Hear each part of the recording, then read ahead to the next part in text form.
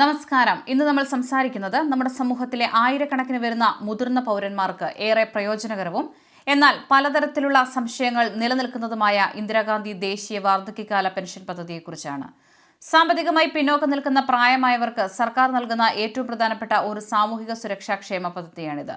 എന്നാൽ പലരും വിചാരിക്കുന്നത് പോലെ കേവലം 60 വയസ്സ് തികഞ്ഞു എന്ന ഒറ്റ കാരണം കൊണ്ട് മാത്രം ആർക്കും പെൻഷൻ ലഭിക്കില്ല എന്നതാണ് യാഥാർത്ഥ്യം. ഇതിനായി സർക്കാർ കൃത്യമായ ചില അർഹതാ മാനദണ്ഡങ്ങൾ നിശ്ചയിച്ചിട്ടുണ്ട്. ബന്ധപ്പെട്ട തദ്ദേശ സ്വയംഭരണ സ്ഥാപനങ്ങളുടെയും സർക്കാർ ഉദ്യോഗസ്ഥരുടെയും നേരിട്ടുള്ള പരിശോധനകൾക്ക് ശേഷമേ അപേക്ഷകൾ അംഗീകരിക്കുകയോ നിരസിക്കുകയോ ചെയ്യുകയുള്ളൂ. അതുകൊണ്ട് ഈ പദ്ധതിയുടെ യഥാർത്ഥ നിബന്ധനകൾ എന്തൊക്കെയാണെന്നും ആർക്കൊക്കെയാണ് ഇതിന് അർഹതയുള്ളതെന്നും എന്തെല്ലാം കാരണങ്ങൾ കൊണ്ടാണ് അപേക്ഷകൾ നിരസിക്കപ്പെടാൻ സാധ്യതയുള്ളതെന്നും കൃത്യമായി മനസ്സിലാക്കാൻ ഈ വീഡിയോ പൂർണ്ണമായും കാണുക. ഈ പെൻഷൻ ലഭിക്കുന്നതിനുള്ള ഏറ്റവും ആദ്യത്തെയും പ്രധാനപ്പെട്ടതുമായ നിബന്ധന അപേക്ഷകന്റെ കുടുംബ വാർഷിക വരുമാനവുമായി ബന്ധപ്പെട്ടതാണ്. സർക്കാർ നിശ്ചയിച്ചിട്ടുള്ള പരിധി പ്രകാരം കുടുംബത്തിന്റെ ആകെ വാർഷിക വരുമാനം 1 ലക്ഷം രൂപയിൽ ഒട്ടും കവിയാൻ പാടുള്ളതല്ല. വരുമാന പരിധി 1 ലക്ഷത്തിന് മുകളിലായാൽ സാധാരണഗതിയിൽ ഈ പെൻഷനുള്ള അർഹത നഷ്ടപ്പെടും. കൂടാതെ ഔദ്യോഗിക രേഖകളിൽ അപേക്ഷകൻ ഒരു അഗതി ആയിരിക്കണം എന്ന് പ്രത്യേകം എടുത്തു പറയുന്നുണ്ട്. ഇവിടെ അഗതി എന്നതുകൊണ്ട് അർത്ഥമാക്കുന്നത് സ്വന്തമായി ജീവിക്കാൻ യാതൊരുവിധ സാമ്പത്തിക മാർഗവുമില്ലാത്ത, മറ്റുള്ളവരുടെ സഹായത്തെയും സംരക്ഷണത്തെയും പൂർണ്ണമായും ആശ്രയിച്ച് ജീവിക്കുന്ന ആൾ എന്നാണ്. അപേക്ഷകനെ പൂർണ്ണമായും സംരക്ഷിക്കാൻ സാമ്പത്തിക ശേഷിയുള്ള മറ്റാരെങ്കിലും നിയമപരമായി ഉത്തരവാദിത്തം ഏറ്റെടുത്തിട്ടുണ്ടെങ്കിൽ അർഹത പരിശോധിക്കുന്ന സമയത്ത് ഉദ്യോഗസ്ഥർ അത് പ്രത്യേകം പരിഗണിക്കുന്നതായിരിക്കും.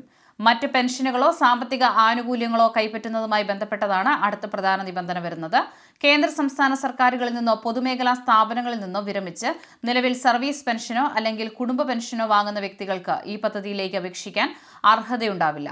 എന്നാൽ ഇതിൽ ചെറിയൊരു ഇളവ് അനുവദിച്ചിട്ടുണ്ട്. അതായത് മാസം പരമാവധി 4000 രൂപ വരെ എക്സ് ഗ്രാറ്റിയ പെൻഷനോ അല്ലെങ്കിൽ NPS പെൻഷനോ വാങ്ങുന്ന ആളുകൾക്ക് ഈ നിബന്ധനയിൽ ഇളവ് ലഭിക്കുന്നതാണ്.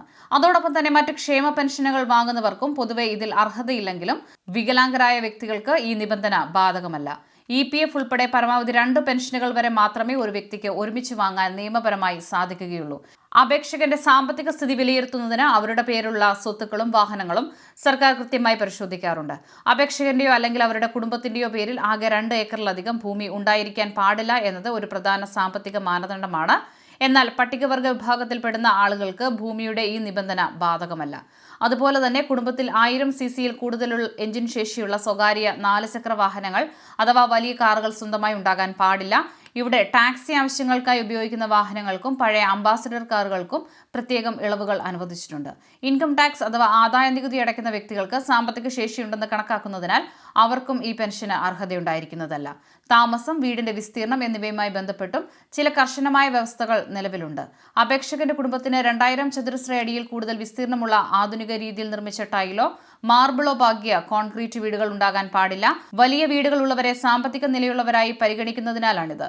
കൂടാതെ അപേക്ഷകൻ സ്ഥിരമായി ഏതെങ്കിലും അഗതി മന്ദിരങ്ങളിലെ അന്തേവാസിയാകരുത്. ഇത്തരം സാഹചര്യങ്ങളിൽ പെൻഷൻ അർഹത വ്യത്യസ്തമായ രീതിയിലാണ് സർക്കാർ പരിശോധിക്കുന്നത്.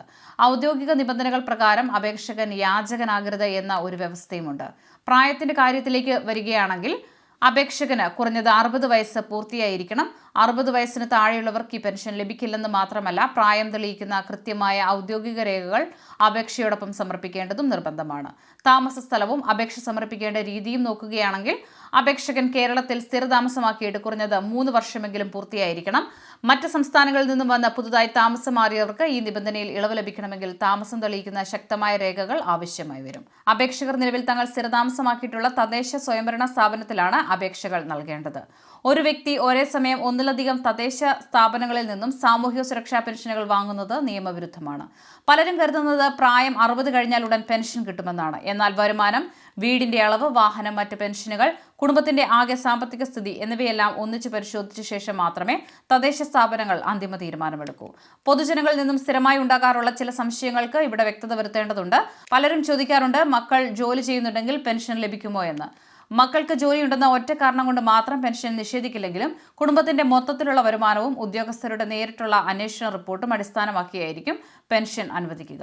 അപേക്ഷ സമർപ്പിക്കുമ്പോൾ തെറ്റായ വിവരങ്ങൾ നൽകുകയോ രേഖകളിൽ വൈരുദ്ധ്യമുണ്ടാവുകയോ ചെയ്താൽ അപേക്ഷകൾ നിരസിക്കപ്പെടും. ഒരുപക്ഷെ രേഖകളിലെ അപൂർണത കൊണ്ടാണ് അപേക്ഷ നിരസിച്ചതെങ്കിൽ ആവശ്യമായ തിരുത്തലുകൾ വരുത്തി തദ്ദേശ സ്ഥാപനത്തിന്റെ നടപടിക്രമങ്ങൾ അനുസരിച്ച് വീണ്ടും അപേക്ഷിക്കാൻ അവസരം ലഭിച്ചേക്കാം. എന്നാൽ ബോധപൂർവം തെറ്റായ വിവരങ്ങൾ നൽകി പെൻഷൻ വാങ്ങാൻ ശ്രമിച്ചാൽ പിന്നീട് വലിയ നിയമ നടപടികൾ നേരിടേണ്ടി വരുമെന്ന കാര്യം മറക്കരുത്. അതുകൊണ്ട് പെൻഷനായി അപേക്ഷിക്കാൻ ഒരുങ്ങുമ്പോൾ ചില പ്രത്യേക കാര്യങ്ങൾ ശ്രദ്ധിക്കുക. ആധാർ കാർഡ്, റേഷൻ കാർഡ്, പ്രായം തെളിയിക്കുന്ന രേഖ, വില്ലേജ് ഓഫീസിൽ നിന്നുള്ള വരുമാന സർട്ടിഫിക്കറ്റ് എന്നിവയിലെല്ലാം ഒരേ വിവരങ്ങൾ തന്നെയാണെന്ന് ഉറപ്പുവരുത്തുക. അപേക്ഷാ ഫോം പൂരിപ്പിക്കുന്നതിന് മുൻപായി എല്ലാ വിവരങ്ങളും വീണ്ടും വായിച്ചു നോക്കി തെറ്റുകളില്ല എന്ന് ഉറപ്പാക്കണം.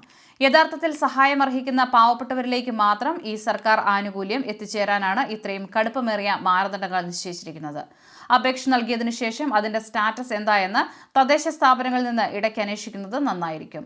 ഈ വിവരങ്ങൾ നിങ്ങൾക്ക് ഉപകാരപ്രദമായെങ്കിൽ വീഡിയോ ലൈക്ക് ചെയ്യുക, മറ്റുള്ളവരിലേക്ക് കൂടി ഈ വീഡിയോ മാക്സിമം ഷെയർ ചെയ്യുക.